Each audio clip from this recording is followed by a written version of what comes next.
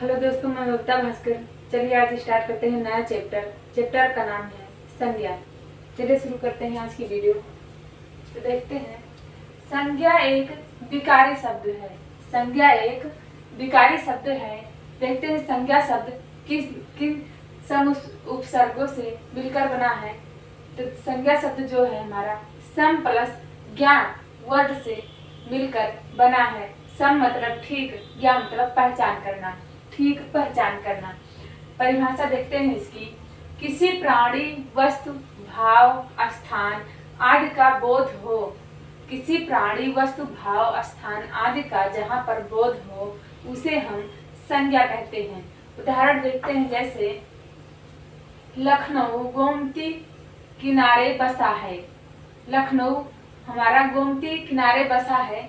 देखते हैं, लखनऊ जो है हमारा हो गया शहर, गोमती एक नदी है, ठीक है। तो शहर और नदी दोनों शब्द ये जो है ये संज्ञा के अंतर्गत आते हैं। यहाँ पर कहा हुआ वस्तु, भाव, स्थान, तो शहर और नदी दोनों स्थान हो गए। किनारे बसा है यहाँ पर तो हमारा हो गया संज्ञा, शहर और नदी ये दोनों संज्ञा हो गए। अब उसके आगे अगला वाक्य है, क्रोध इंसान को पागल बना देता है। तो क्रोध इंसान को पागल बना देता है। तो क्रोध क्या है हमारा, ये है भाव, और इंसान जो है जाति है। तो भाव और जाति ये भी जो है यहाँ पर परिभाषा में लिखा गया है, तो ये भी संज्ञा के अंतर्गत आएंगे। भाव और स्थान, वस्तु आदि के नाम को संज्ञा कहते हैं। तो यहाँ पर भाव है, यहाँ पर जाति है। अब देखते हैं हमारी संज्ञा के प्रकार। पहला है जातिवाचक संज्ञा, दूसरा है व्यक्तिवाचक संज्ञा, तीसरा है हमारा भाववाचक संज्ञा, चौथा है समूहवाचक संज्ञा और पांचवा है द्रव्यवाचक संज्ञा। यहाँ पर देखते हैं अगला पॉइंट, मुख्य रूप से या मुख्य रचना के उत्पत्ति के आधार पर संज्ञा के तीन भेद हैं। संज्ञा के तीन भेद हैं। पहला है हमारा जातिवाचक संज्ञा, पहला है जातिवाचक संज्ञा, दूसरा है व्यक्तिवाचक संज्ञा और तीसरा है हमारा भाववाचक संज्ञा। तो ये तीनों जो है मुख्य रचना या उत्पत्ति के आधार पर संज्ञा के तीन भेद हैं। तो देखते हैं जातिवाचक संज्ञा। पहला देखते हैं, जिन संज्ञा शब्दों से किसी वस्तु या व्यक्ति की, जिन संज्ञा शब्दों से किसी वस्तु या व्यक्ति की पूरी जाति का बोध हो उसे जातिवाचक संज्ञा कहते हैं। उदाहरण के तौर पर देखते हैं, कवि, स्त्री, कवि भी जाति के अंतर्गत है और स्त्री भी। पहाड़, देश, झील, नदी आदि ये सब जो है जाति के अंदर आते हैं, इनकी एक जाति होती है। और दूसरा देखते हैं पशु, पशु पक्षियों के नाम देखते हैं, तोता, मैना, कौवा, भेड़, बकरी आदि। और आगे देखते हैं पदों के नाम, अध्यापक, चाचा, ताऊ आदि। वस्तु व अन्य नाम, ग्रंथ, समाचार पत्र, त्योहार आदि। आगे देखते हैं प्राकृतिक वस्तुओं के नाम, आंधी, तूफान, बाढ़, भूकंप, बिजली आदि। तो ये सब जातिवाचक संज्ञा के अंतर्गत आते हैं। अगला देखते हैं, देश का प्रत्येक परिवार खुशहाल है। यहाँ पर हमारा देश का प्रत्येक परिवार खुशहाल है। तो प्रत्येक परिवार जो हो गया हमारा ये जाति के अंतर्गत आ गया, जातिवाचक संज्ञा के अंतर्गत आ गया यहाँ से प्रत्येक परिवार हमारा। और दूसरा देखते हैं, समुद्रगुप्त भारत का नेपोलियन है। समुद्रगुप्त भारत का नेपोलियन है। तो नेपोलियन है देखते हैं जाति उपाधि। एक तो यहाँ पर जाति हो गई, हमारी जातिवाचक संज्ञा हुई, दूसरी नेपोलियन उनको उपाधि मिली थी। अगला देखते हैं, हमारे देश में जयचंदों की कमी नहीं है। हमारे देश में जयचंदों की कमी नहीं है। तो यहाँ पर जयचंद जो है, जयचंद शब्दों को यहाँ पर मिला हमको जातिवाचक संज्ञा। आगे देखते हैं दूसरा वाला हमारा व्यक्तिवाचक संज्ञा।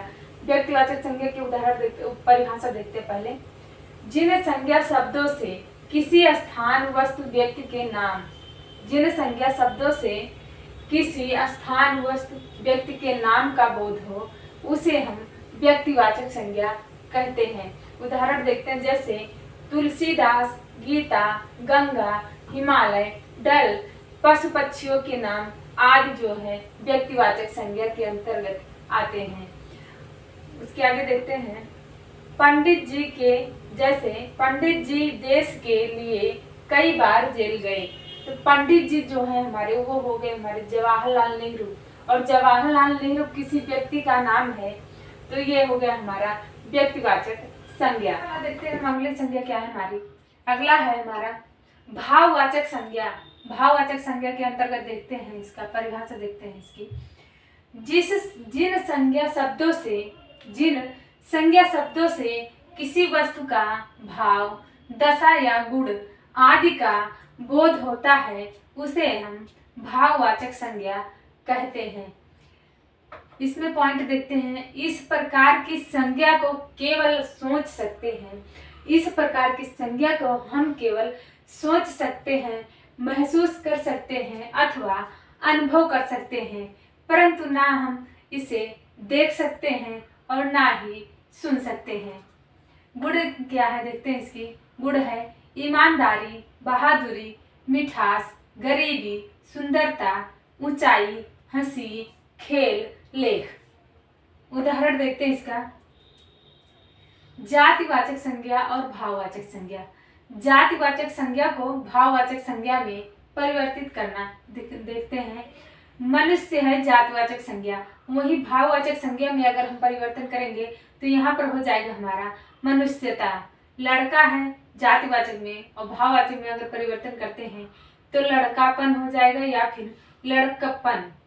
यहाँ पर मित्र है तो यहाँ पर मित्रता हो गया। बूढ़ा है तो यहाँ पर बुढ़ापा हो गया। अगला देखते हैं इसके आगे है सर्वनाम। सर्वनाम को भाववाचक संज्ञा में परिवर्तित करना देखते हैं। यहाँ पर अहम, सर्वनाम हमारा अहम हो गया तो भाववाचक संज्ञा हो गया हमारी अहंकार।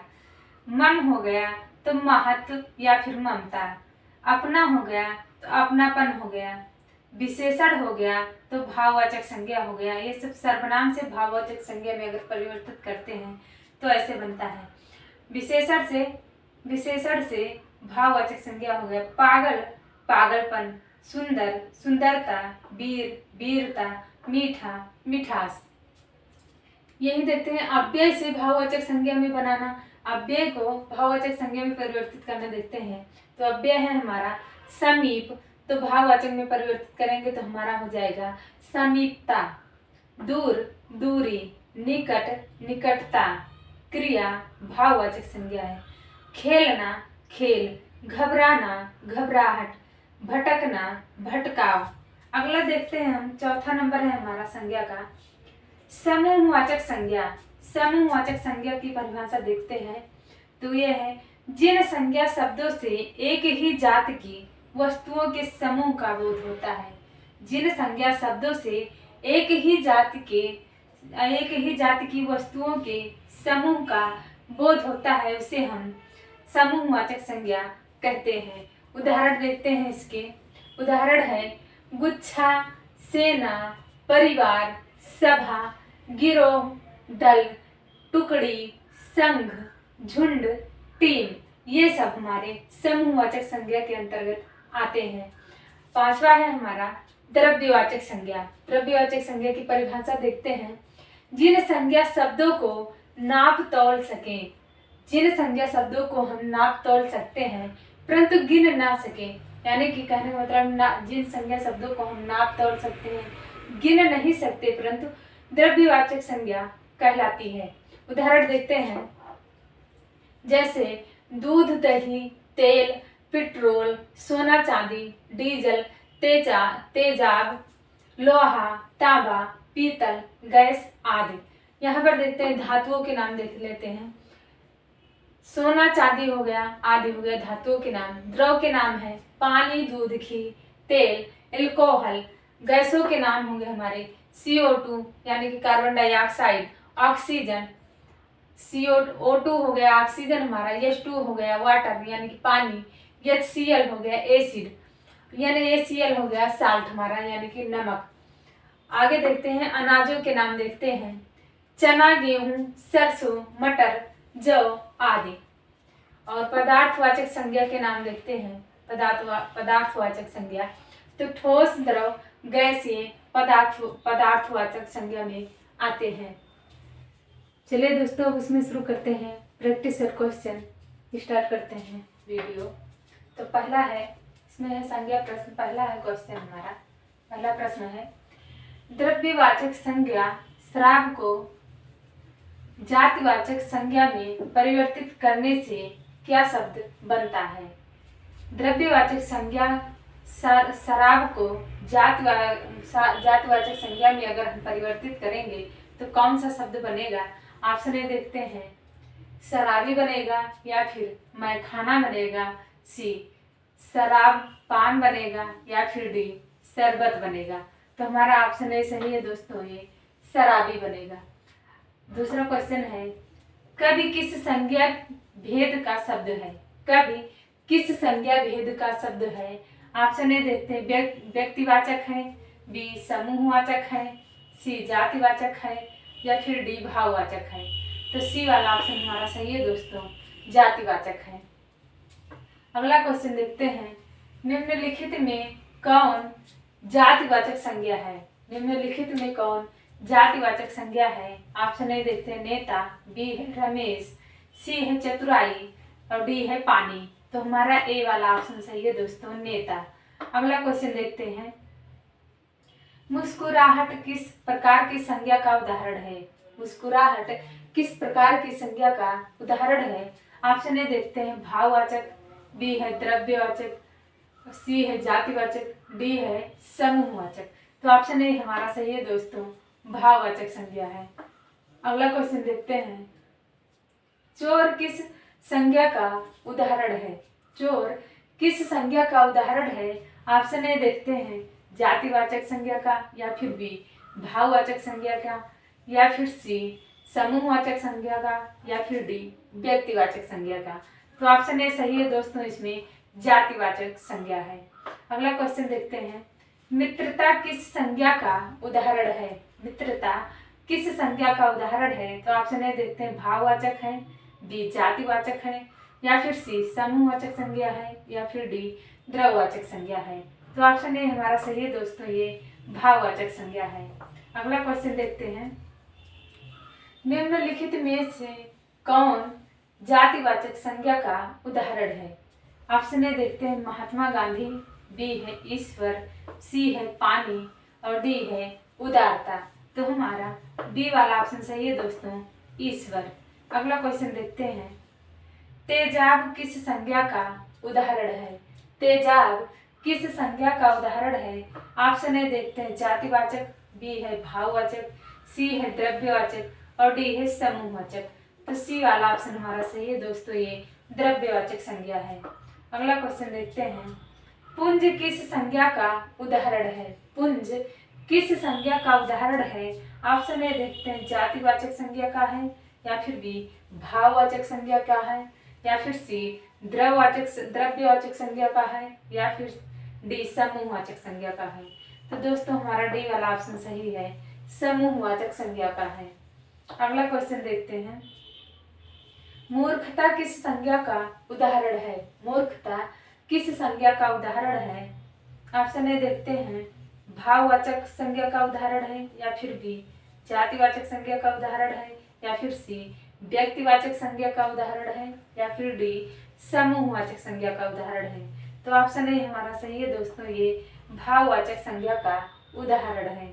अगला क्वेश्चन देखते हैं, मंडली किस संज्ञा का उदाहरण है? मंडली किस संज्ञा का उदाहरण है? ऑप्शन ए देखते हैं, समूहवाचक संज्ञा का, बी है भाववाचक संज्ञा का, सी है द्रव्यवाचक संज्ञा का, या फिर डी जातिवाचक संज्ञा का।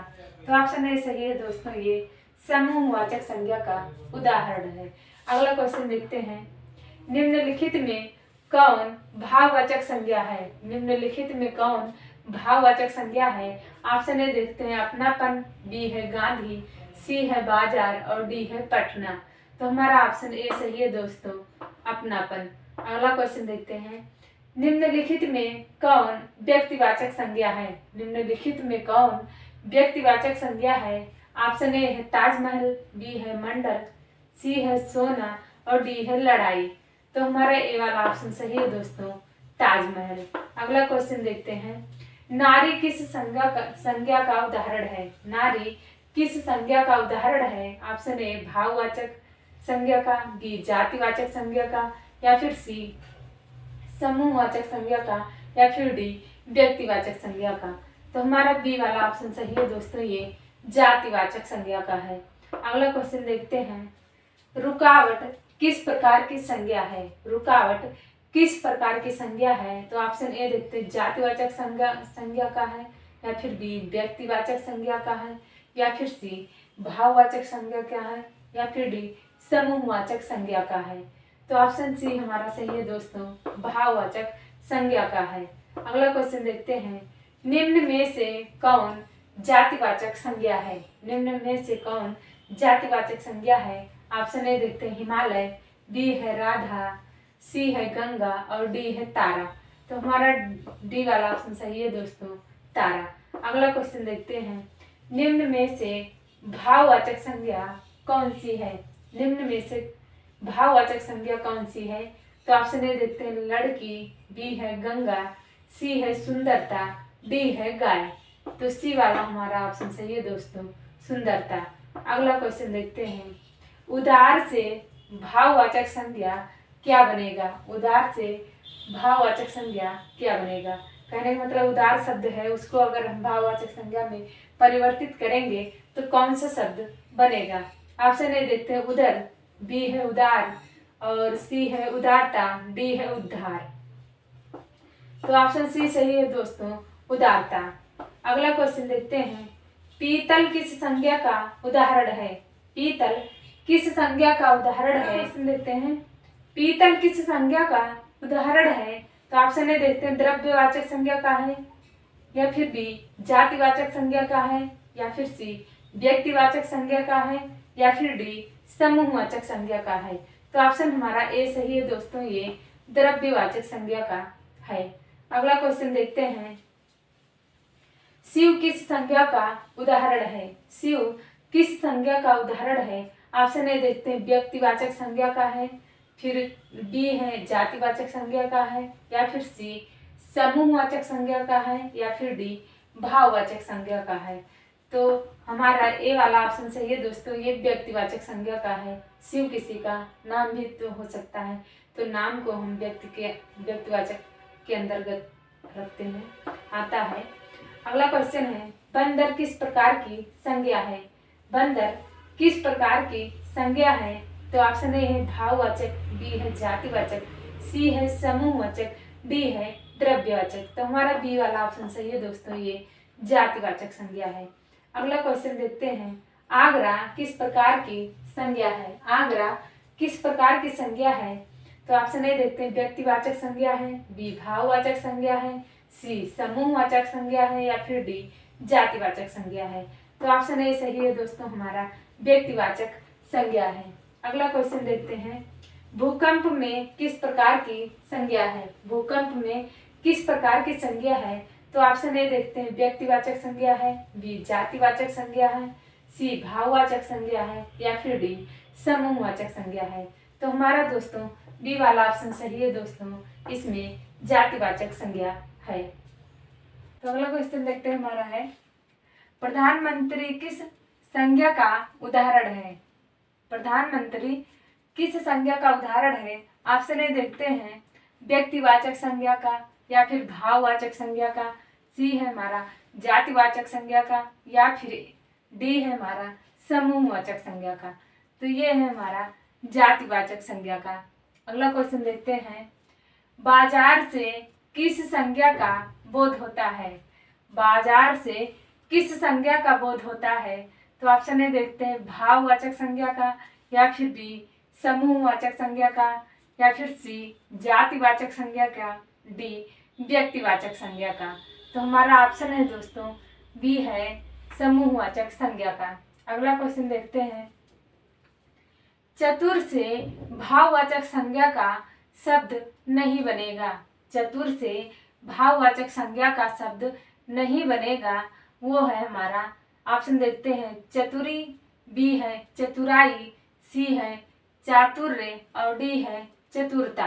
तो ऑप्शन हमारा ए सही है दोस्तों, चतुरी। अगला ऑप्शन क्वेश्चन देखते हैं, गीता किस संज्ञा का शब्द है? गीता किस संज्ञा का शब्द है? ऑप्शन ए देखते हैं व्यक्ति का, या फिर बी समूहवाचक जाति का, या फिर सी जातिवाचक संज्ञा का है, या फिर डी द्रव्यवाचक संज्ञा का है। तो हमारा ऑप्शन ए सही है दोस्तों, व्यक्तिवाचक संज्ञा का है। गीता नाम है इसलिए व्यक्तिवाचक संज्ञा में आएगा। अगला क्वेश्चन देखते हैं, ध्यान रखिएगा क्वेश्चन में दोस्तों। ऑप्शन ए देखते हैं पटना, बी है रामायण, सी है औरत और डी है गंगा। तो हमारा सी वाला ऑप्शन सही है दोस्तों, औरत नहीं है संज्ञा शब्द। अगला क्वेश्चन देखते हैं, पंडित से भाववाचक संज्ञा शब्द है। पंडित से भाववाचक संज्ञा है। ऑप्शन देखते हैं पांडित, बी है पांडिताई और सी है पांडिताऊ, डी है ये सभी। तो हमारा डी वाला ऑप्शन सही है दोस्तों, ये सभी। अगला क्वेश्चन देखते हैं, निम्नलिखित में कौन माता की भाववाचक संज्ञा है? निम्नलिखित में कौन माता की भाववाचक संज्ञा है? ऑप्शन ए देखते हैं मातृत्व, बी है माई, सी है वात्सल्य और डी है माँ।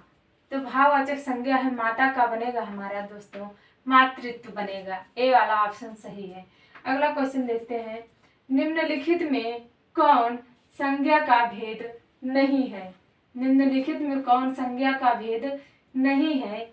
ऑप्शन ए देखते हैं भाववाचक संज्ञा, बी है जातिवाचक संज्ञा, सी है संख्यावाचक संज्ञा और डी है समूहवाचक संज्ञा। तो इसमें से दोस्तों हमारा सी वाला संख्यावाचक संज्ञा कोई नहीं होता, इसलिए ये नहीं पूछा है, यही सी वाला आंसर हमारा सही होगा। अगला क्वेश्चन देखते हैं, निम्न में से समूहवाचक संज्ञा है। निम्न में से समूहवाचक संज्ञा है। ऑप्शन ए देखते हैं गिरोह, बी है मंडल, सी है दल और डी है ये सभी। तो दोस्तों डी वाला हमारा सही ऑप्शन है, ये सभी होगा। अगला क्वेश्चन देखते हैं, कौन सा कथन सही नहीं है? कौन सा कथन सही नहीं है? ऑप्शन ए देखते हैं संज्ञा शब्द आविकारी होते हैं, बी है संज्ञा के 5 भेद होते हैं। वाला ऑप्शन हमारा सही है दोस्तों, संज्ञा के 5 भेद होते हैं। अगला क्वेश्चन देखते हैं हम, मीठी से भाववाचक संज्ञा बनेगी। मीठी से भाववाचक संज्ञा बनेगी। ऑप्शन ए देखते हैं मिठाई, बी है मिठास, सी है मिट्ठू और डी है मिठा। तो मीठी से जो भाववाचक संज्ञा बनेगी हमारी वो बनेगी मिठास। बी वाला ऑप्शन सही है दोस्तों। ऑप्शन ए देखते हैं कोयल शब्द किस संज्ञा का उदाहरण है? कोयल शब्द किस संज्ञा का उदाहरण है? ऑप्शन ए देखते हैं जातिवाचक संज्ञा का, बी है व्यक्तिवाचक संज्ञा का, सी है समूहवाचक संज्ञा का और डी है द्रव्यवाचक संज्ञा का। तो कोयल शब्द एक जो है नाम है दोस्तों, तो ये जातिवाचक संज्ञा का आएगा हमारा। ए ऑप्शन सही है। अगला क्वेश्चन देखते हैं, मित्र से भाववाचक संज्ञा बनती है। मित्र शब्द को अगर हम भाववाचक संज्ञा में परिवर्तित करेंगे, बदलेंगे, तो हमारा कौन सा ऑप्शन सही होगा इसमें देखते हैं दोस्तों। ऑप्शन ए मैत्री बनेगा, बी मित्रता बनेगा, सी मैत्रेयी बनेगा या फिर डी मैत्रणी बनेगा। तो हमारा बी वाला ऑप्शन सही है दोस्तों, मित्रता बनेगा। मित्र का भाववाचक संज्ञा में अगर परिवर्तित करेंगे। अगला क्वेश्चन देखते हैं, निम्नलिखित में से कौन व्यक्तिवाचक संज्ञा है? ऑप्शन ए देखते हैं शिक्षक, बी है महेंद्र और सी है विद्यार्थी, डी है मंत्री। तो व्यक्तिवाचक संज्ञा पूछा है दोस्तों, तो ये हमारा नाम है महेंद्र, इसलिए ये बी वाला ऑप्शन सही रहेगा, हमारा व्यक्तिवाचक संज्ञा है। अगला क्वेश्चन देखते हैं, घबराहट किस संज्ञा का उदाहरण नहीं है? घबराहट किस संज्ञा का उदाहरण नहीं है? ऑप्शन ए देखते हैं व्यक्ति, बी है समूहवाचक, सी है भाववाचक और डी है द्रव्यवाचक। तो घबराहट जो है दोस्तों वो भाववाचक संज्ञा के अंतर्गत आएगा। हमारा ऑप्शन सी सही है। अगला क्वेश्चन देखते हैं, भूकंप किस प्रकार की संज्ञा है? भूकंप किस प्रकार की संज्ञा है? तो ऑप्शन ए देखते हैं जातिवाचक संज्ञा है, या फिर समूहवाचक संज्ञा है, सी भाववाचक संज्ञा है, डी कोई नहीं। तो इसमें दोस्तों ये भूकंप जो है एक जातिवाचक संज्ञा है। अगला क्वेश्चन देखते हैं, निम्नलिखित में कौन द्रव्यवाचक संज्ञा है? निम्नलिखित में कौन द्रव्यवाचक संज्ञा है? ऑप्शन ए देखते हैं वर्षा, बी है किताब, सी है घर और डी है पानी। जितने भी तरल पदार्थ होते हैं हमारे वो द्रव्यवाचक संज्ञा के अंतर्गत आते हैं, तो हमारा ऑप्शन जो है पानी सही होगा, डी वाला ऑप्शन। अगला क्वेश्चन देखते हैं, जातिवाचक संज्ञा नहीं है। जातिवाचक संज्ञा नहीं है, ऑप्शन देखते हैं कौन सा नहीं है। पक्षी, बी वाला ऑप्शन है पशु और सी है आदमी और डी है राम। राम एक व्यक्ति का नाम है, इसलिए हमारा जातिवाचक संज्ञा में नहीं आएगा दोस्तों, तो डी वाला ऑप्शन हमारा सही है। अगला क्वेश्चन देखते हैं, विजयादशमी कौन सी संज्ञा है? विजयादशमी कौन सी संज्ञा है? तो ऑप्शन ए देखते हैं भाववाचक है, या फिर बी जातिवाचक है, सी समूहवाचक है, या फिर डी व्यक्तिवाचक है। तो विजयादशमी जो है व्यक्तिवाचक संज्ञा है हमारी, तो डी वाला ऑप्शन हमारा दोस्तों सही है इसमें। अगला क्वेश्चन देखते हैं, वर्षा संज्ञा के किस भेद का शब्द है? वर्षा संज्ञा के किस भेद का शब्द है? ऑप्शन ए देखते हैं व्यक्तिवाचक संज्ञा का है, या फिर बी द्रव्यवाचक संज्ञा का है, या फिर सी जातिवाचक संज्ञा का है, या फिर डी समूहवाचक संज्ञा का है। तो ऑप्शन सी हमारा सही है दोस्तों, ये जातिवाचक संज्ञा के अंतर्गत आएगा। अगला क्वेश्चन देखते हैं, निम्न में कौन एक पृथक संज्ञा का उदाहरण है? निम्न में कौन एक पृथक मतलब अलग संज्ञा का उदाहरण है? तो ऑप्शन ए देखते हैं रामायण, बी है महाभारत, सी है बाइबिल और डी है किताब। तो हमारा डी वाला ऑप्शन सही है दोस्तों, ये सबसे अलग है, तो डी वाला ऑप्शन हमारा सही है किताब। अगला क्वेश्चन देखते हैं, निम्न में से कौन एक पृथक संज्ञा का उदाहरण है? इसमें भी क्वेश्चन वही रिपीट है लेकिन ऑप्शन चेंज है दोस्तों। तो देखते हैं इसमें, निम्न में से कौन एक पृथक संज्ञा का उदाहरण है? तो ऑप्शन ए देखते हैं शराब, बी है शराबी और सी है जल, डी है तेल। तो शराब भी तरल पदार्थ है दोस्तों, तरल पदार्थ के अंतर्गत आएगा, और जल, तेल ये तीनों तरल पदार्थ के अंतर्गत आ रहे हैं हमारे। और जो शराबी है, किसी व्यक्ति का अधिक शराब पीना उसको शराबी कहा जाएगा, तो ये सबसे अलग है दोस्तों, तो हमारा बी वाला ऑप्शन सही होगा। अगला क्वेश्चन देखते हैं, कबूतर किस प्रकार की संज्ञा है? कबूतर किस प्रकार की संज्ञा है? तो ऑप्शन ए देखते हैं जातिवाचक संज्ञा है, बी व्यक्तिवाचक संज्ञा है, सी समूहवाचक संज्ञा है, या फिर डी भाववाचक संज्ञा है। तो कबूतर जो है दोस्तों, कबूतरों की एक जाति होती है, तो ये जातिवाचक संज्ञा के अंतर्गत आएगा। अगला क्वेश्चन देखते हैं, निम्न में से कौन एक पृथक संज्ञा का उदाहरण है? निम्न में से कौन एक पृथक संज्ञा का उदाहरण है? पृथक मतलब अलग संज्ञा का उदाहरण है। तो ऑप्शन ए देखते हैं किताब, बी है कलम, सी है विद्यालय और डी है गीता। ये तीनों रिलेटिव जो हैं, ऑप्शन ए बी सी तीनों एक दूसरे के संबंध हैं, यानी कि एक दूसरे से जुड़े हैं, और डी वाला हमारा गीता है, तो ये सबसे अलग दिख रहा है दोस्तों, तो हमारा डी वाला ऑप्शन सही होगा। निम्न में से कौन एक भाववाचक संज्ञा का उदाहरण है? निम्न में से कौन एक भाववाचक संज्ञा का उदाहरण है? ऑप्शन ए देखते हैं प्रेम, बी है प्रेमी, सी है हमारी प्रेमिका और डी है बाजार। तो हमारा दोस्तों ऑप्शन ए सही है, ये प्रेम भाववाचक संज्ञा का उदाहरण है। प्रेमी मतलब कोई प्रेमी, प्रेमिका और बाजार ये तीनों अलग हैं, अलग ऑप्शन दिख रहे हैं। प्रेम जो है हमारा भाववाचक संज्ञा के अंतर्गत आएगा। ऑप्शन क्वेश्चन देखते हैं अगला, शिष्टमंडल, शिष्टमंडल में कौन सी संज्ञा है? शिष्टमंडल में कौन सी संज्ञा है? तो ऑप्शन ए देखते हैं भाववाचक संज्ञा है, बी समूहवाचक संज्ञा है, सी जातिवाचक संज्ञा है, या फिर डी व्यक्तिवाचक संज्ञा है। तो हमारा ऑप्शन जो है बी वाला सही है दोस्तों, इसमें समूहवाचक संज्ञा है। शिष्टमंडल समूहवाचक संज्ञा के अंतर्गत आएगा। अगला क्वेश्चन देखते हैं, निम्न में से कौन जातिवाचक संज्ञा नहीं है? निम्न में से कौन जातिवाचक संज्ञा नहीं है? आदमी, औरत और सी नंबर है विद्यार्थी, डी नंबर है भारत। तो हमारा आंसर जो होगा दोस्तों ये डी नंबर भारत होगा। अगला क्वेश्चन देखते हैं, निम्नलिखित में से कौन सा शब्द संज्ञा का उदाहरण नहीं है? संज्ञा का उदाहरण नहीं है पूछा है दोस्तों। ऑप्शन ए देखते हैं, शिक्षक, बी है सोना, और सी है अच्छा, डी है किताब। तो जितने भी नाम हैं वो संज्ञा के अंतर्गत आते हैं। जो अच्छा है ये संज्ञा के अंतर्गत नहीं आएगा दोस्तों। तो ऑप्शन हमारा सी है। अच्छा शब्द बोली भाषा में यूज किया जाता है तो इसलिए वो नहीं आएगा। अगला क्वेश्चन देखते हैं, इनमें से कौन द्रव्यवाचक संज्ञा नहीं है? इनमें से कौन द्रव्यवाचक संज्ञा नहीं है? देखते हैं। तो ऑप्शन ए है पानी, बी है सोना, सी है नदी और डी है तेल। तो नदी जो है हमारा दोस्तों ये द्रव्यवाचक संज्ञा के अंतर्गत नहीं आएगा। अगला क्वेश्चन देखते हैं, निम्नलिखित में से कौन जातिवाचक संज्ञा है? निम्नलिखित में से कौन जातिवाचक संज्ञा है? ऑप्शन ए देखते हैं महाभारत, बी है जापान और सी है भाई और डी है लोहा। तो जातिवाचक संज्ञा है हमारा ये है भाई। भाई जो है जातिवाचक संज्ञा के अंतर्गत आएगा और ऑप्शन नहीं आएंगे। अगला क्वेश्चन देखते हैं, जिस संज्ञा से अनेक वस्तुओं अथवा प्राणियों के समूह का बोध होता है?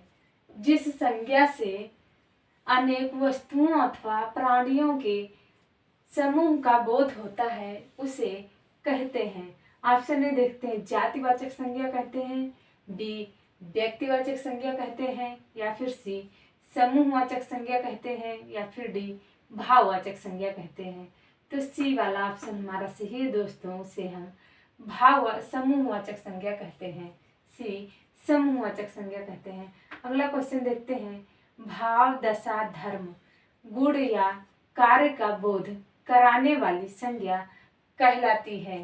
तो ऑप्शन ए देखते हैं जातिवाचक संज्ञा कहलाती है, या फिर बी व्यक्तिवाचक संज्ञा कहलाती है, या फिर सी भाववाचक संज्ञा कहलाती है, या फिर डी द्रव्यवाचक संज्ञा कहलाती है।